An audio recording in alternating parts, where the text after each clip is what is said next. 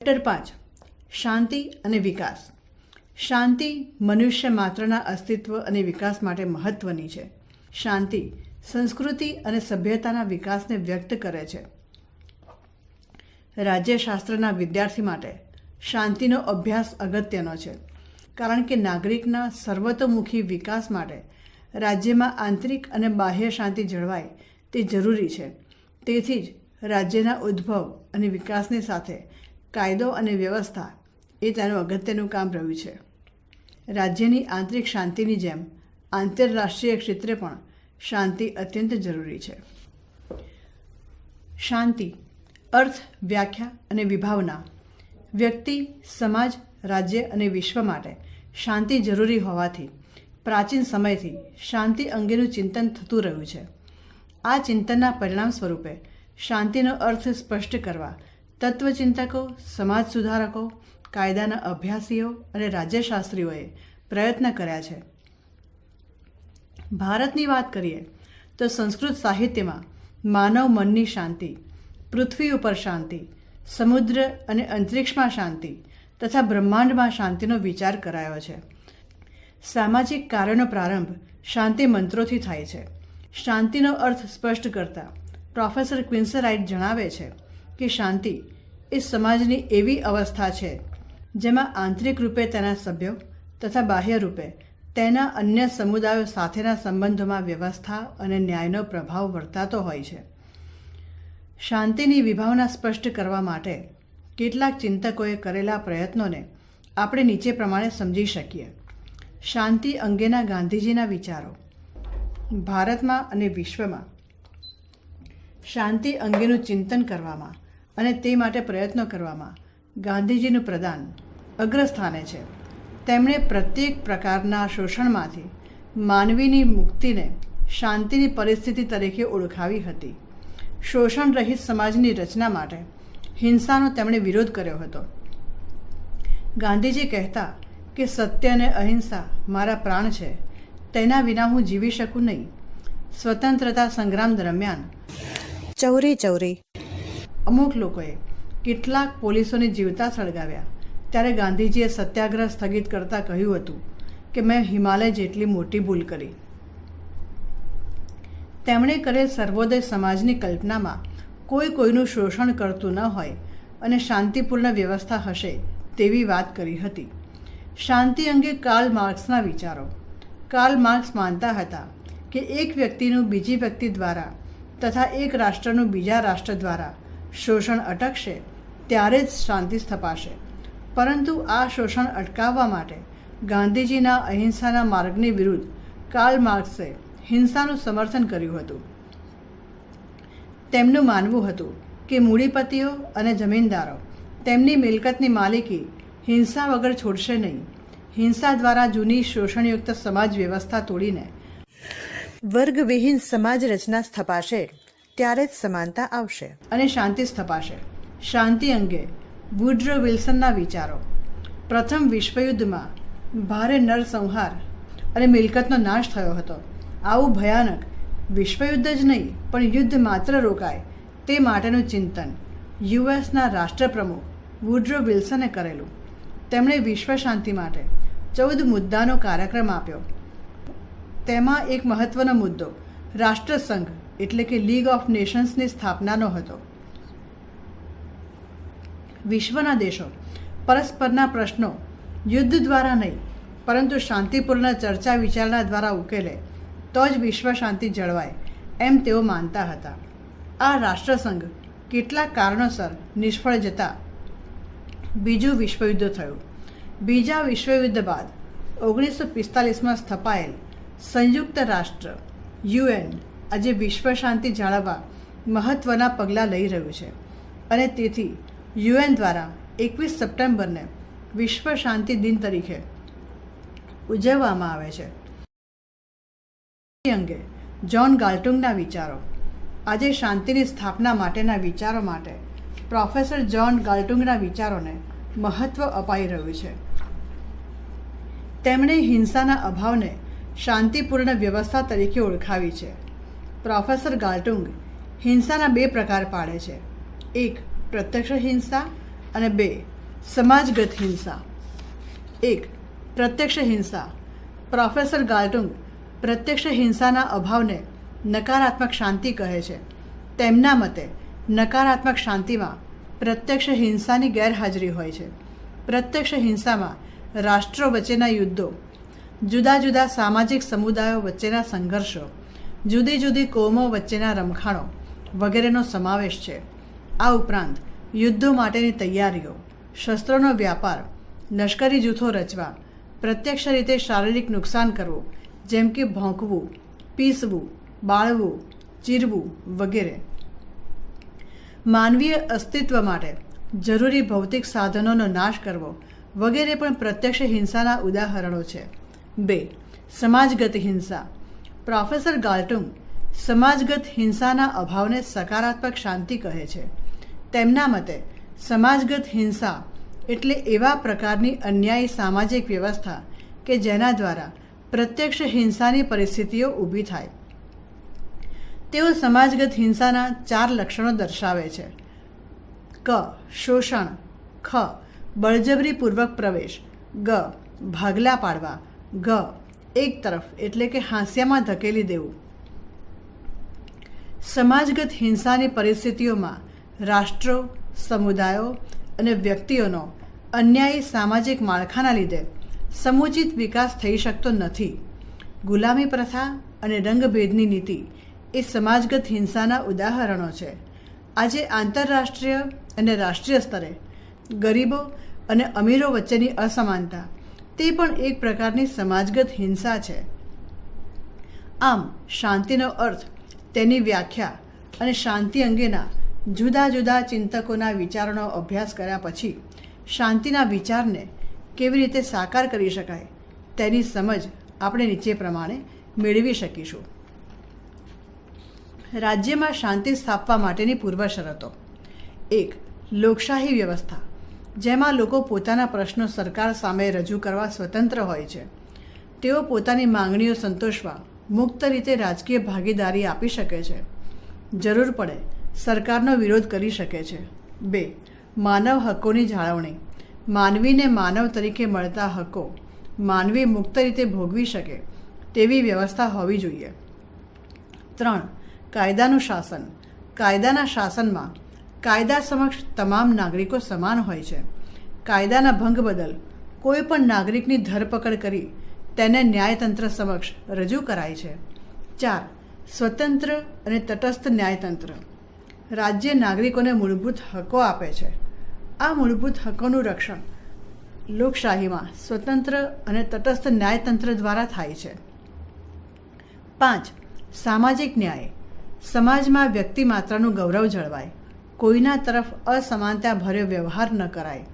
6. વિકાસમાં સૌની ભાગીદારી, રાજ્યના અને સમાજના વિકાસના ફળ સૌ માનવીને સમાન રીતે મળે. 7. સલામતી, રાજ્ય અને સમાજ નાગરિક અને વ્યક્તિની સલામતી જળવાય એવી પરિસ્થિતિ પૂરી પાડે. આમ થાય તો નાગરિક અને વ્યક્તિનો સર્વતોમુખી વિકાસ થઈ શકે. 8. યુદ્ધને બદલે ચર્ચા દ્વારા આંતરરાષ્ટ્રીય પ્રશ્નોનો ઉકેલ. આ માટે UN આજે શાંતિપૂર્ણ રીતે પ્રશ્ન ઉકેલવાનો આંતરરાષ્ટ્રીય મંચ પૂરો પાડે છે. 9.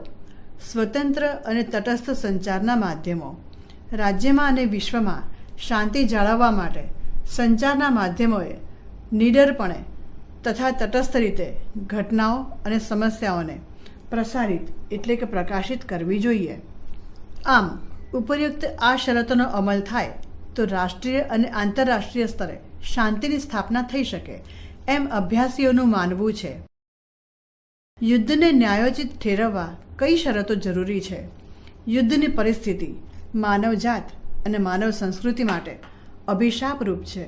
આમ છતાં પ્રાચીન સમયથી રાજ્યો વચ્ચે યુદ્ધ થતા રહ્યા છે. આ યુદ્ધો ન થાય તે માટેનું ચિંતન પણ પ્રાચીન સમયથી થતું રહ્યું છે. પ્રશ્ન એ થાય છે કે યુદ્ધ જો કોઈ રાજ્ય માટે અનિવાર્ય બને તો તેને ન્યાયોચિત ઠેરવવા કઈ શરતો જરૂરી ગણાવી શકાય? આ અંગે વિચાર કરતા પ્રાચીન ભારતના 2 મહાકાવ્યો રામાયણ અને મહાભારત નજર સમક્ષ આવે છે. બંને અમૂલ્ય ગ્રંથોનો અભ્યાસ કરીએ તો જણાય છે કે પહેલાં તો યુદ્ધ નિવારવા પ્રયત્ન થયો છે. આખરે જ્યારે યુદ્ધ થયેલા છે ત્યારે તે અધર્મનો નાશ કરવા અને ધર્મની સ્થાપના માટે ગણવામાં આવેલા. તેથી તે ધર્મયુદ્ધ તરીકે ઓળખાવાયેલા છે. ચાણક્યે પોતાના ગ્રંથ કૌટિલ્ય અર્થશાસ્ત્રમાં યુદ્ધ અને સંધિ બંનેના લાભ સરખા હોય તો સંધિ કરીને શાંતિ સ્વીકારવાની સલાહ આપી છે. આંતરરાષ્ટ્રીય રાજકારણ અને શાંતિ અંગેના અભ્યાસીઓના મતે યુદ્ધને ન્યાયોચિત ઠેરવવા માટે કેટલીક મહત્ત્વની શરતો છે, જે નીચે પ્રમાણે છે. 1. રાજ્યની એકતા અને અખંડિતતા સામે બાહ્ય પડકાર ઊભો થયો હોય જેનો શાંતિપૂર્ણ પ્રયત્નોથી હલ થઈ શકે તેમ ન હોય ત્યારે રાજ્ય પોતાના અને નાગરિકોના સંરક્ષણ માટે યુદ્ધ કરી શકે છે. 2. રાજ્યના નાગરિકો કે વિશ્વના કેટલાક રાજ્યોના નાગરિકોના માનવ હકો સામે ગંભીર ખતરો ઊભો થાય તેવી કોઈ ક્રાંતિ થઈ હોય, જેમ કે ઇસ્લામિક સ્ટેટ સંગઠન દ્વારા સિરિયા અને ઇરાકમાંથી શરૂ થયેલ હિંસા સામે અને અગાઉ અફઘાનિસ્તાનમાં તાલિબાનોના અત્યાચાર સામે NATO North Atlantic Treaty Organization દેશોએ કરેલ યુદ્ધ. 3. કોઈપણ રાજ્ય યુદ્ધ માટે ભારે ઘાતક શસ્ત્રો વિકસાવી રહ્યું હોય અને તેનાથી અન્ય રાજ્ય કે રાજ્યની સુરક્ષા અને શાંતિ જોખમાતી હોય, જે આખરે વિશ્વ શાંતિ માટે પણ ખતરારૂપ હોય, તો આવા રાજ્ય માટે યુદ્ધ જાહેર કરવું એ ન્યાયોચિત ગણાવી શકાય. જેમ કે જર્મની, જાપાન અને ઇટાલી સામે મિત્ર દેશો યુકે, ફ્રાન્સ, સોવિયત સંઘ, અમેરિકાનું 1939માં શરૂ થયેલું યુદ્ધ આખરે બીજું વિશ્વયુદ્ધ બનેલું. મિત્ર દેશોની દ્રષ્ટિએ જર્મની, જાપાન અને ઇટાલી સામેનું એ યુદ્ધ ન્યાયોચિત હતું. 4. જ્યારે કોઈ રાજ્ય ઉપર તેના શાંતિપૂર્ણ રીતે જીવન જીવતા નાગરિકોના જીવનને ખતરામાં મૂકતા ત્રાસવાદી હુમલા થતા હોય ત્યારે રાજ્ય તેમની સામે યુદ્ધ જાહેર કરી શકે છે. જેમ કે 11 સપ્ટેમ્બર 2001ના અમેરિકન વર્લ્ડ ટ્રેડ સેન્ટર અને પેન્ટેગોન પરના ત્રાસવાદી હુમલાને લીધે યુએસએના પ્રમુખ જ્યોર્જ બુશે ત્રાસવાદ વિરુદ્ધ યુદ્ધ જાહેર કર્યું હતું, જેને યુએન દ્વારા પણ મંજૂરી અપાયેલી. 5. કોઈ રાજ્યનો પ્રદેશ અન્ય રાજ્ય દ્વારા જૂટવાઈ ગયો હોય અથવા મિલકત લૂંટાઈ ગઈ હોય તો એવા રાજ્ય સામે યુદ્ધ જાહેર કરી શકાય છે. જેમ કે 1962માં ચીને અને 1965માં પાકિસ્તાને ભારતના કેટલાક પ્રદેશ ઉપર કબજો કર્યો હતો, ત્યારે ભારતે તેમની સામે યુદ્ધમાં ઉતરવું પડ્યું હતું. જો કે યુદ્ધને ન્યાયોચિત ઠેરવનારી ઉપયુક્ત શરતો કેટલીકવાર આત્મલક્ષી હોય છે. જેમ કે 1962માં ચીન ભારતના યુદ્ધ અંગે ચીનનો દાવો છે કે પહેલ ભારતે કરી હતી. આમ યુદ્ધ ક્યારે ન્યાયોચિત ગણાય તે પુરવાર કરવું મુશ્કેલ છે. યુદ્ધ માનવ અને સંપત્તિને પારાવાર નુકસાન કરનારું હોય છે. આમ પ્રથમ અને દ્વિતીય વિશ્વયુદ્ધ અનેક યાતનાઓ આપનારા હતા. શાંતિના સંદર્ભમાં નિશસ્ત્રીકરણ અને વિશ્વ શાંતિ. રાજ્યને આંતરિક બાબતોમાં કાયદો અને વ્યવસ્થા જાળવવા માટે તથા બાહ્ય સુરક્ષા માટે પરંપરાગત શસ્ત્રોની જરૂર હોય છે. આવા શસ્ત્રો લગભગ અનિવાર્યપણે જરૂરી છે, પરંતુ માનવજાત માટે અતિ હાનિકારક એવા અણુ પરમાણુ શસ્ત્રો તથા રાસાયણિક અને જૈવિક શસ્ત્રોનો નાશ કરવો જરૂરી છે. તેથી આવા શસ્ત્રો ક્રમશઃ ઘટાડીને છેવટે તેનો નાશ કરવાની પ્રક્રિયા એ નિઃશસ્ત્રીકરણ છે. નિઃશસ્ત્રીકરણનો અર્થ રાજ્યને શસ્ત્રવિહીન કરવું એવો થતો નથી. પ્રથમ અને બીજા વિશ્વયુદ્ધની ભયાનકતાએ નિઃશસ્ત્રીકરણના ખ્યાલ અને વિશ્વ શાંતિની અનિવાર્યતા પર ભાર આપ્યો છે. કલિંગ રાજ્ય ઉપરના આક્રમણ પછી ભારે નરસંહારથી વ્યથિત સમ્રાટ અશોકે કરેલ શસ્ત્રત્યાગ એ રાજ્ય સ્તરની ઘટના હતી, પરંતુ વૈશ્વિક સ્તરે 1899માં હેગ ખાતે 28 રાજ્યોની પરિષદે ઝેરી ગેસ અને વિનાશક શસ્ત્રો ઉપર પ્રતિબંધ મૂકવા પ્રથમવાર ઠરાવ કરેલો. અણુશસ્ત્રો અને નિઃશસ્ત્રીકરણ. માનવ સમાજના શાંતિપૂર્ણ જીવન અને વિશ્વના રાજ્યો વચ્ચે શાંતિપૂર્ણ સંબંધોની સ્થાપના થાય તે માટે અણુશસ્ત્રોના નિઃશસ્ત્રીકરણ ઉપર ભાર અપાય છે. આ માટે અભ્યાસીઓ નીચે પ્રમાણેની દલીલ કરે છે. 1. આ શસ્ત્રો ભારે વિનાશક શક્તિવાળા છે. વિશ્વયુદ્ધનો અંત લાવવા અમેરિકાએ જાપાનના હિરોશીમા અને નાગાસાકી એમ 2 મોટા શહેરો ઉપર અણુબોમ્બ ફેંકેલા. આ અણુબોમ્બે જે વિનાશ સર્જેલો તેના કરતાં અનેક ગણો વિનાશ સર્જી શકે તેવા અણુશસ્ત્રો સંયુક્ત રાજ્ય, અમેરિકા, રશિયા અને ચીન ઉપરાંત ભારત તથા પાકિસ્તાન જેવા ઘણા દેશો બનાવી ચૂક્યા છે. ત્યારે પાકિસ્તાન અને ઉત્તર કોરિયા જેવા નાના રાજ્યોના અણુશસ્ત્રો આતંકવાદી જૂથોના કબજામાં જઈ શકે તેવી શક્યતા ઊભી થઈ છે. આમ થાય તો ભારે વિનાશ અને જાનહાનિ સર્જાવાની ભીતિ ઊભી થઈ શકે છે. 2. લશ્કરી ખર્ચમાં વધારો. 1945 પછી એશિયા, આફ્રિકા અને લેટિન અમેરિકાના અનેક દેશોએ સ્વતંત્રતા પ્રાપ્ત કરી છે. આ નવોદિત રાજ્યો લાંબા સમયની ગુલામીના લીધે આર્થિક અને સામાજિક રીતે પાછળ રહી ગયેલા. આવા રાષ્ટ્ર રાજ્યોએ તેમના લશ્કરી ખર્ચમાં ઘટાડો કરીને તેમના વિકાસ માટે નાણાં ખર્ચવા જોઈએ. પરંતુ ઠંડા યુદ્ધના વિવિધ તબક્કા દરમિયાન મહાસત્તાઓએ અનેકવાર આ દેશોને પક્ષકાર બનાવીને તેમને શસ્ત્રીકરણ માટે પ્રોત્સાહિત કર્યા હતા. આમ તેમનો લશ્કરી ખર્ચ વધતા તેઓ દેવાદાર બન્યા છે. આ સ્થિતિનો ઉપાય નિશસ્ત્રીકરણમાં જ છે. 3.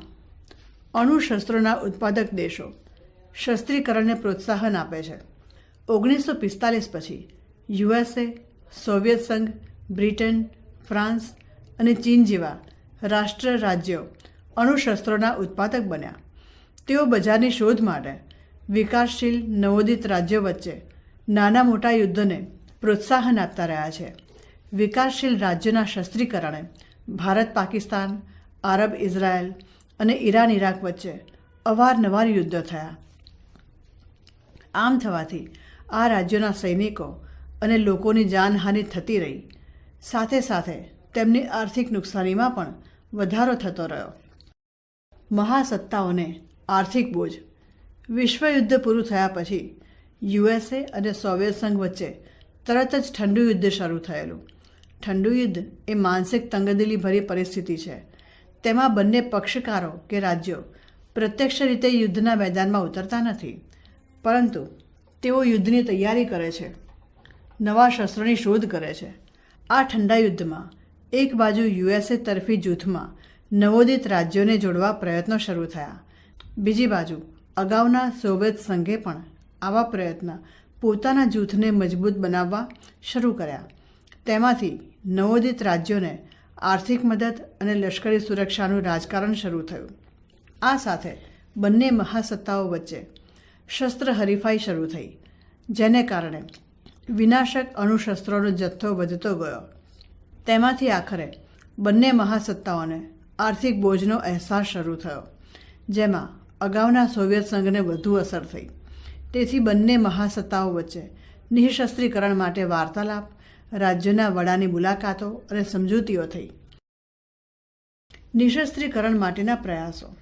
નિઃશસ્ત્રીકરણના પ્રયાસોને આપણે 2 વિભાગોમાં જોઈ શકીએ. ક. આંતરરાષ્ટ્રીય સંગઠનો દ્વારા થયેલ પ્રયાસો અને ખ. રાષ્ટ્ર રાજ્યો દ્વારા થયેલી પહેલ. ક. આંતરરાષ્ટ્રીય સંગઠનો દ્વારા થયેલ નિઃશસ્ત્રીકરણના પ્રયાસો. આંતરરાષ્ટ્રીય સ્તરે રાજ્યો વચ્ચેના મતભેદો અને સમસ્યાઓ યુદ્ધ દ્વારા નહીં, પરંતુ ચર્ચા વિચારણા દ્વારા ઉકેલવી જોઈએ.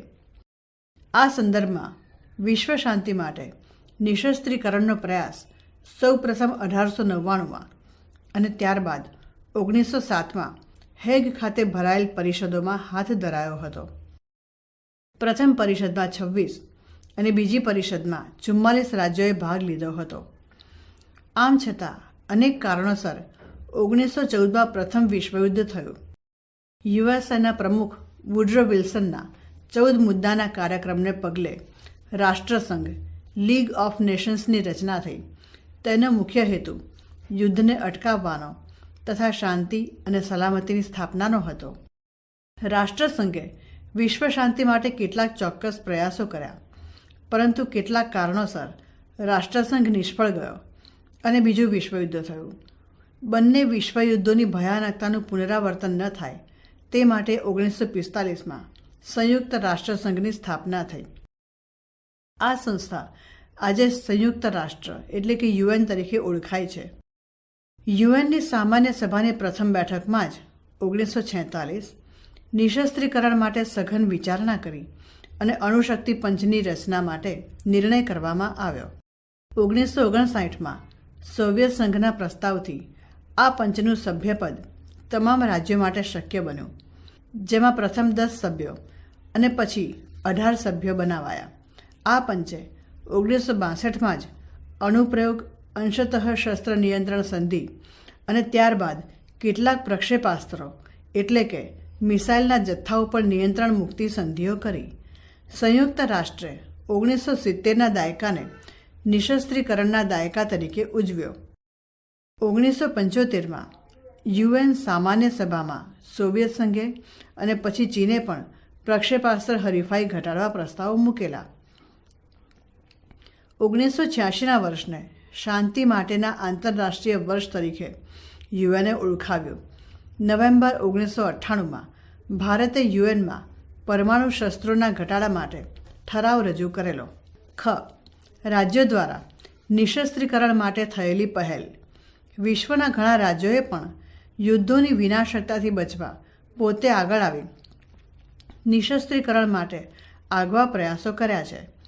1945માં જ યુએસએ, બ્રિટન અને કેનેડાએ અણુશસ્ત્રોની વિનાશકતાને ધ્યાને લઈને યુનાઇટેડ નેશન કમિશન માટેની દરખાસ્ત રજૂ કરી હતી. 1953માં યુએસએના પ્રમુખ આઇઝનહોવરે શાંતિ માટે અણુની જાહેરાત કરેલી. 1972માં સોવિયત સંઘ અને યુએસએ દ્વારા પ્રક્ષેપાસ્ત્રોમાં ઘટાડો કરતી સંધિ ઉપર સહી કરવામાં આવી. 1974માં અન્ય રાજ્યોને અણુસત્તા બનતા રોકવા અને અણુશસ્ત્રના ભૂગર્ભ પ્રયોગો પર મર્યાદા મુક્તિ સંધિ 2 મહાસત્તાઓ વચ્ચે થઈ. સોવિયત સંઘે 1981 સુધીમાં 270 જૂના પ્રક્ષેપાસ્ત્રો અને યુએસએ દ્વારા 1985 સુધીમાં 32B નામના 52 જેટલા બોમ્બરોનો નાશ કરવાનું સ્વીકાર્યું.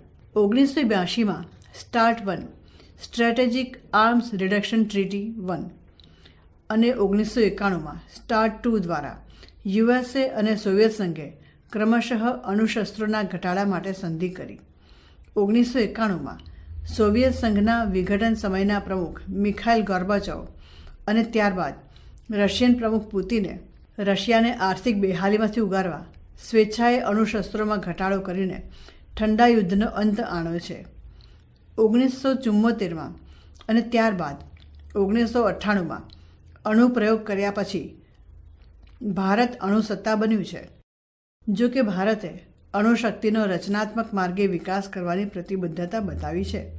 આમ સંયુક્ત રાષ્ટ્ર અને સભ્ય રાજ્યોની પહેલથી નિશસ્ત્રીકરણના અનેક પ્રયાસો થયા છે અને થતા રહેશે. પરંતુ આંતરરાષ્ટ્રીય રાજકારણમાં હજુ રાજ્યો વચ્ચે પરસ્પર અવિશ્વાસ ચાલુ છે. આ અવિશ્વાસ સદંતર દૂર કરવો પણ મુશ્કેલ છે. આમ છતાં એમ કહી શકાય કે આજે પ્રથમ અને બીજા વિશ્વયુદ્ધ સમયનો યુદ્ધનો ઉન્માદ ઘટ્યો છે. ક્યાંક ઉત્તર કોરિયા જેવા રાજ્યો માત્ર લશ્કરી તૈયારીઓમાં વ્યસ્ત જણાય છે. ચીનની વિસ્તારવાદી પ્રવૃત્તિઓ વધતી જાય છે. ઇસ્લામિક સ્ટેટ જેવા લોહિયાળ આતંકી સંગઠનોનો ખૌફ પણ જોવા મળે છે. આમ છતાં ઉદારીકરણ, ખાનગીકરણ અને વૈશ્વિકરણના આર્થિક પ્રવાહોએ અને ઇન્ફોર્મેશન ટેકનોલોજી તથા હવાઈ સેવાના ઝડપી વિકાસના લીધે વિશ્વ નાનકડા ગામડામાં ફેરવાઈ ગયું છે. રાષ્ટ્રોની સરહદો ધૂંધળી બની છે. રાજ્યો પરસ્પરાવલંબી બનતા જાય છે. વિશ્વ નાગરિકતાનો આદર્શ વાસ્તવમાં સાકાર બનતો જાય છે. તેથી વિશ્વ શાંતિના માર્ગે વિશ્વ સમાજની કૂચ આગળ વધતી રહે તે માટે અવરોધો હટાવવાના પ્રયત્નો સંયુક્ત રાષ્ટ્ર અને સભ્ય રાજ્યો દ્વારા ચાલુ રાખવા પડશે. વિકાસ એટલે શું? તેનો અર્થ અને વ્યાખ્યા. પશ્ચિમમાં ઔદ્યોગિક ક્રાંતિને પગલે ઔદ્યોગિકરણ, આધુનિકીકરણ અને શહેરીકરણની પ્રક્રિયા શરૂ થઈ. ત્યારબાદ જથ્થાબંધ તૈયાર થતા માલ માટે એશિયા અને આફ્રિકામાં બજાર શોધાયા. તે સાથે સંસ્થાનવાદી અને સામ્રાજ્યવાદી શોષણ શરૂ થયું. પ્રથમ અને બીજા વિશ્વયુદ્ધ બાદ ક્રમશઃ એશિયા, આફ્રિકા તથા લેટિન અમેરિકામાં સંસ્થાનોએ સ્વતંત્રતા પ્રાપ્ત કરી. આ નવોદિત રાજ્યો જેને આપણે વિકાસશીલ રાજ્યો તરીકે ઓળખીએ છીએ, તેના વિકાસની ચર્ચા આપણે હવે કરીશું. વિકાસનો અર્થ તપાસીએ ત્યારે બે બાબતો મહત્ત્વની બને છે. વિકાસનો અર્થ માત્ર આર્થિક વૃદ્ધિ નથી, તે જટિલ ખ્યાલ છે. તેમાં પર્યાવરણ, ટેકનોલોજી, આર્થિક, રાજકીય, સામાજિક અને સાંસ્કૃતિક એમ બધા પાસાનો વિચાર કરવામાં આવે છે. અને વિકાસની પ્રક્રિયાનું મુખ્ય કેન્દ્ર માનવ છે, જેમાં માનવ જરૂરિયાતો, સાંસ્કૃતિક અસ્મિતા અને સામાજિક તથા ભૌતિક પર્યાવરણમાં થતા ફેરફારોને માનવ સંબંધોના સંદર્ભમાં જોવામાં આવે છે.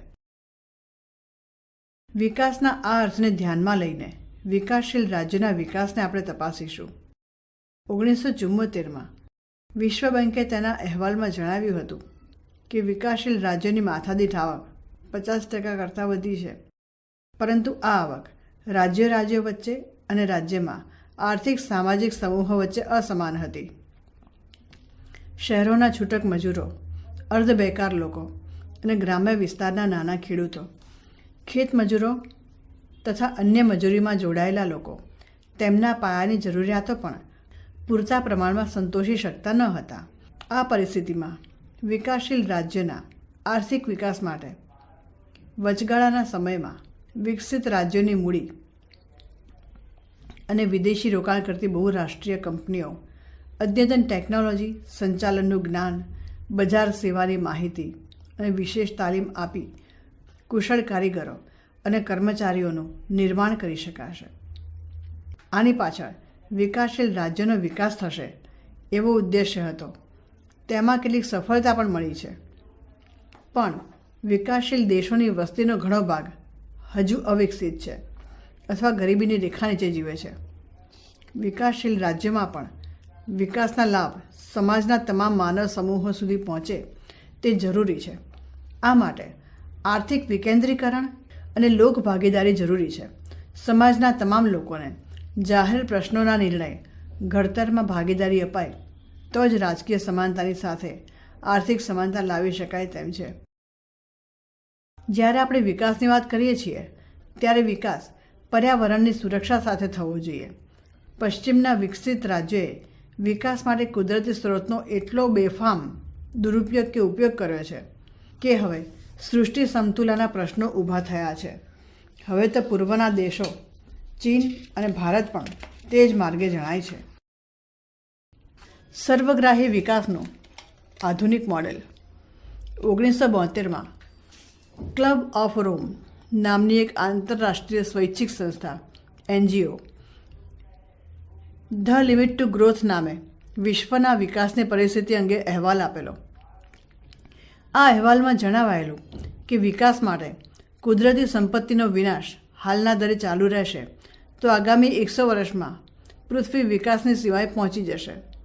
આ વિકાસે વિશ્વમાં વિકાસ અને પર્યાવરણ અંગે મોટી ચર્ચા જગાડી. તેમાંથી સર્વગ્રાહી વિકાસના આધુનિક મોડેલ માટેનું ચિંતન શરૂ થયું. પર્યાવરણના ભોગે કોઈ વિકાસ નહીં, તમામ લોકોની પાયાની જરૂરિયાત સંતોષાય અને સમાજ અને રાજ્યનો આર્થિક, સામાજિક, સાંસ્કૃતિક અને રાજકીય વિકાસ થાય એ પરિસ્થિતિને સર્વગ્રાહી વિકાસ તરીકે ઓળખી શકાય. 1983માં સંયુક્ત રાષ્ટ્રોએ નોર્વેના પૂર્વ વડાપ્રધાન શ્રીમતી બ્રુટલેન્ડના અધ્યક્ષપદે એક પંચની સ્થાપના કરી હતી. આ પંચે 1987માં તેના આપણું સામાન્ય ભવિષ્ય નામના અહેવાલમાં જણાવેલું કે આપણે વિકાસ માટે ખૂબ જ વિસ્તૃત દૃષ્ટિકોણ અપનાવવો જોઈએ. તેમાં વિકાસશીલ અને વિકસિત તમામ રાજ્યોને સૃષ્ટિ સમતુલ રાખીને વિકાસ કરવાની અપીલ કરાઈ. અહેવાલમાં એમ પણ કહેવાયું કે સૃષ્ટિની સમતુલા જળવાશે તો જ વિકાસ ટકાઉ અથવા ચિરંતન બનશે. વિકાસનું આ મોડેલ દૂરના ભવિષ્ય સુધી ઉપયોગી હશે. જ્યારે વિકાસ પ્રકૃતિ સાથે સંવાદિત હોય, એટલે કે પ્રકૃતિનું વધુ પડતું શોષણ થતું ન હોય અને તે લોકકેન્દ્રી અને લોકાભિમુખ હોય, તમામ લોકોની પાયાની જરૂરિયાતો સંતોષાતી હોય તથા વર્તમાન અને ભાવિ પેઢીના હિતો વચ્ચે સંતુલન જાળવતો હોય, ત્યારે તે વિકાસને ટકાઉ વિકાસ કહી શકાય. વર્તમાન અને ભાવિ પેઢી વચ્ચે વિકાસના દાવાનું સંતુલન. 1970ના દાયકામાં પશ્ચિમના રાજ્યોએ આર્થિક વિકાસ માટે આંધળી દોટ મૂકી હતી. તેઓ એમ માનતા થઈ ગયેલા કે આર્થિક વિકાસ કરવો હશે તો પર્યાવરણને નુકસાન પહોંચાડ્યા વગર ચાલવાનું નથી. આ બાબતને ધ્યાનમાં રાખીને શ્રીમતી બ્રુટલેન્ડ પંચે જણાવ્યું કે આ રીતે વિશ્વનો વિકાસ થવાનો હોય તો એ ભાવિ પેઢી માટે કશું બચશે નહીં. તેથી વર્તમાન પેઢી તેના હિતો માટે કુદરતી સંપત્તિનો એવી રીતે ઉપયોગ કરે જેથી ભાવિ માનવ પેઢીના હિતોની જાળવણી થઈ શકે. આવો વિકાસ બીજા શબ્દોમાં ટકાઉ વિકાસ છે, જે ભવિષ્યની માનવ પેઢીઓના હિતોનું રક્ષણ થાય એ રીતે જ વર્તમાન માનવ પેઢીને કુદરતી સંસાધનોના ઉપયોગની તે અનુમતિ આપે છે. વિશ્વ બેંકે તેના 1992-2003 આવા ટકાઉ માનવ વિકાસનું સમર્થન કર્યું હતું. આમ માનવજાત અને સમગ્ર જીવસૃષ્ટિ તથા વિશ્વ શાંતિ માટે સર્વગ્રાહી અને ટકાઉ વિકાસ મહત્ત્વની બાબત છે.